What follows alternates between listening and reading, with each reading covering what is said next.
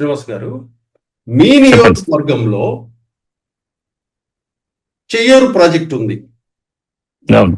గత ప్రభుత్వంలో చెయ్యేరును ఏ విధంగా ఇసుకను దోచుకెళ్లారని చెప్పేసి ఈ కథనాలన్నీ మనం చూసాం. అట్లాగే రాజంపేట నియోజకవర్గానికి చెయ్యేరు అనేది ఒక బంగారు బాతు లాంటిది. అధికారంలో ఎవరు ఉంటే గనక అధికారంలో ఉన్నవాళ్ళు ఆ చెయ్యేరు ప్రాజెక్టును ఏం చేయాలో అన్ని చేసేసి కోట్ల రూపాయలు సంపాదించేస్తుంటారు. అది గత కొన్ని సంవత్సరాలుగా మనం చూస్తూ ఉన్నాం. ఇప్పుడు మీ నియోజకవర్గంలోని చెయ్యేరు ప్రాజెక్టులో ఇసుక దందా జరుగుతూ ఉంటే టిప్పర్లతో ఇసుకను తీసుకెళ్లేసి కోట్ల రూపాయలు ప్రభుత్వానికి గండి కొడుతుంటే ఈ విషయాలన్నీ మీ దృష్టికి రాలేదా? మీ జనసేన పార్టీ దృష్టికి వచ్చేయండి. దీని మీద పై అధికారులు కూడా చెప్పడం జరిగింది. ఎందుకంటే లోకల్ గా ప్రజలు ఈ భూగర్భ జలాల